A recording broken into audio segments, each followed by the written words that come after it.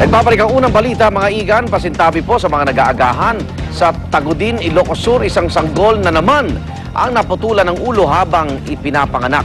Ayon sa ama ng bata, nagulat na lamang siya nang may tahi ang leeg ng kanyang anak nang ipakita pa sa kanya. Darito ang report. Magkahalong galit at lungkot ang nararamdaman ni Philip Baricaua dahil nalagay sa kritikal na kondisyon ng kanyang misis na si Nieves Baricaua na kapapanganak lamang sa isang ospital sa bayan ng Tagudin, Ilocos Sur. Ang masaklap pa nito, namatay ang iniluwal na sanggol matapos umanong matanggal ang ulo nito habang ipinapanganak. Kwento ni Philip, habang nanganganak ang kanyang misis, naglabasan ng ilang nurse mula sa loob ng delivery room at hinimatay. Dito na raw siya nagtaka at kinutuban. Nakita ko na yung anak ko na nakalabas yung buong katawan niya pero hindi ko makikita yung ulo eh. Sabi niya sa akin, patay na. Naluskubi niya may mga tahi sa leeg ang kawawang sanggol. Binuhat ko yung anak ko. Walang kaimik-kaimik lahat. Basta linabas ko na yung anak ko sa labas. Yung pinahiga ko sa ambulansya namin, sa Lidida. Diskumpiyado ako eh kasi nakatakip yung leg. Tinignan ko yung leg. Yun, may daming tahi doon sa leg niya. Hindi raw sinabi sa kanya ng ospital ang tunay na nangyari, kaya naman agad silang nagreklamo sa kinauukulan. Habang iniimbestigahan ang insidente, pinasuspindi ni Ilocos Sur Governor Chavez Singson ang doktor na nagpaanak kay Nieves. Nakausap ng GMA News si Dr. Eugene Daos, ang chief ng Tagudin General Hospital and Capillarisis Center, na siya nagpaanak kay Nieves. Ayon sa kanya, nagpakonsulta ang pasyente noong July 16 at doon niya nalaman na suhi o nauuna ang paa ng bata. Kaya pinababalik daw niya ang pasyente para ma-cesarean section. Hindi naman daw bumalik ang pasyente dahil nagkadengge ang isa pa niyang anak. Matapos ang 13 araw, sinugod na sa Aling Nieves sa ospital dahil manganganak na ito. Pero ibang doktor ang tumanggap sa kanya at di raw alam na suhi ang batang iluluwal. Naputol yung ulo na hindi dahil sa pinersa ko or dahil sa finorse ko, pero after 1 hour na in-extract ko ay patay na yung bata. So the only way na gusto ko kasing i-shade yung mother ay putulin yung kanyang neck para may labas ko yung ulo. Kamakailan lamang isang sanggol din ang napugutan habang ipinapanganak sa isang ospital sa Lawag, Ilocos Norte. Hindi raw palalagpasin ng provincial government ang naturang insidente. Pero wala pa rin daw isinasampang reklamo ang magulang ng sanggol laban sa doktor na nagpaanak. Nanindigan naman ang Governor Roque Ablan Senior Memorial Hospital na walang pagkakamali ang doktor sa nangyari. Para sa unang balita, Joseph Morong reporting.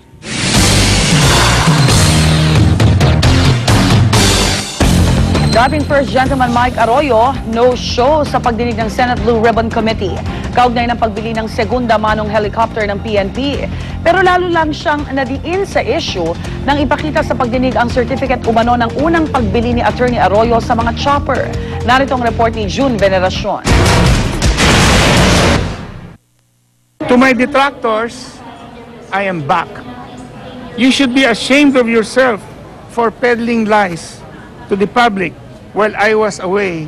Ang pahayag na ito ni dating First Gentleman Mike Arroyo sa kanyang pagbabalik bansa noong Lunes, tinapatan ng sumbat ni Blue Ribbon Committee Chairman Senator T.G. Ginggona.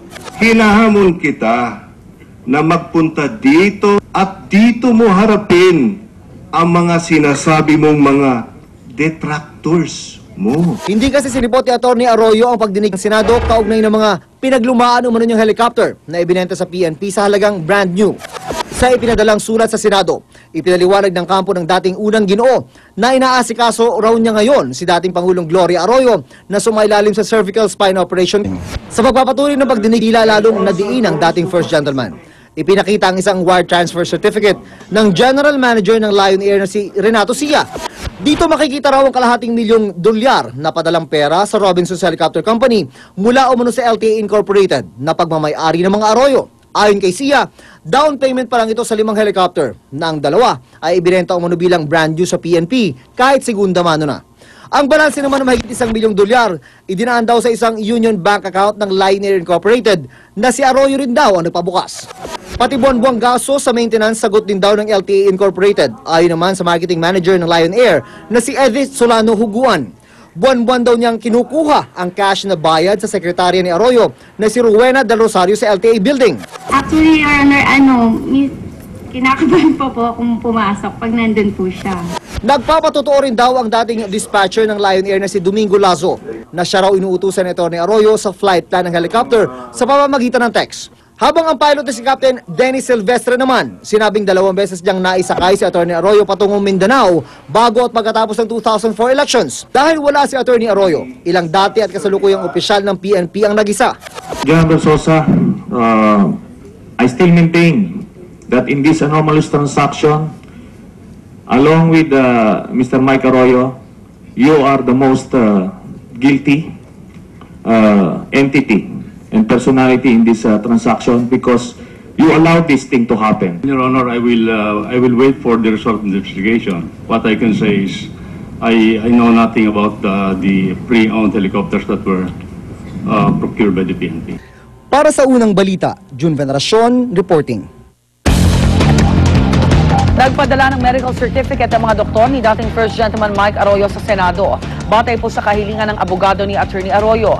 Ayon kay Dr. Jose Nicolas Cruz, ang cardiologist, at Dr. Lorenzo Romel Carino, cardiovascular surgeon ni Atty. Arroyo sa St. Luke's Medical Center, sumailalim si Atty. Arroyo sa acute aortic dissection with coronary bypass noong 2007. June 2010 naman, muling nagkaroon ng dissection ang aorta ang dating unang Ginoo. Dahil dito muli siyang sumailalim sa operasyon sa kanyang spine.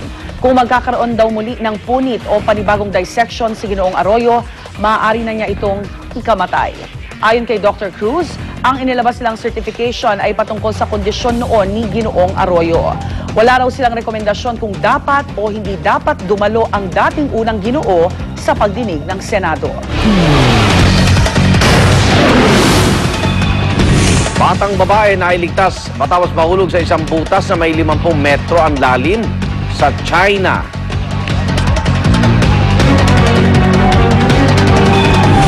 At 20 turista arestado matapos makipaggirian sa mga pulis sa Spain. Huwag pa huli, tutok lang sa unang balita.